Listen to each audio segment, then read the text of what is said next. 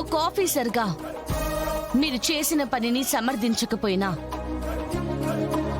ఒక ఆడపిల్లగా నేను మీ బాధతో ఏకీభవిస్తున్నాను.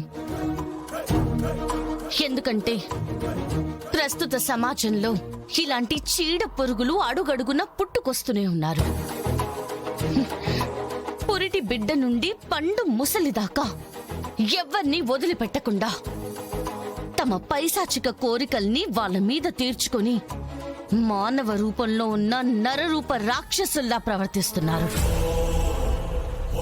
అరే, ఒక ఆడపిల్లకి ఎక్కడ స్వేచ్ఛ భద్రత లేకుండా పోతుంది. ఆఫీసులలో, కాలేజ్లో, స్కూల్స్ లో, బస్ స్టేషన్స్ లో, రోడ్లో, ఇళ్లల్లో, ఆఖరికి తన తండ్రి ఒడిలో కూడా భద్రత లేకుండా పోతుంది. ఇలాంటి సమాజంలో బతుకుతున్నాం మనం. బహుశా కలియుగం అంటే ఇదేనేమో. కానీ మీ అందరికీ ఒకటే చెప్తున్నాను, మిమ్మల్ని మీరు రక్షించుకోవడం తప్పు కాదు, రక్షించుకోవాలి కూడా. కానీ తప్పుకి తప్పు పరిష్కారం కాదు. ఇలాంటి వెధవలని లా అండ్ ఆర్డర్ వదిలిపెట్టదు. మాలాంటి ఆఫీసర్స్ ఎప్పుడూ మీకు అండగా ఉంటారు. కానీ చట్టాన్ని మాత్రం మీరు చేతుల్లోకి తీసుకొని మీ భవిష్యత్తుని పాడు చేసుకోకండి.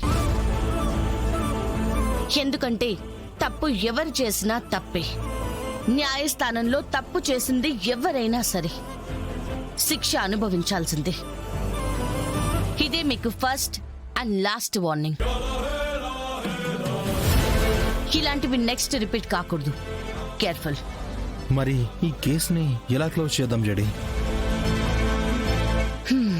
ఆ క్లూ కూడా వీలే ఇచ్చారు కదా. ఒకరు చంపితే మర్డర్, అదే 20 మంది కలిపి చంపితే అది మిస్టరీ. సో ఇంక ఈ కేసుని మిస్టరీగానే మిగిలిపోయేలా చేద్దాం. సాక్ష్యాధారాలేవీ దొరకలేవని మన పై ఆఫీసర్స్ కి చెప్పి ఈ కేసుని ఇంతటితో క్లోజ్ చేద్దాం. మహేశ్వరి మారి జగానికే నీవు జనని జనించని నీలా.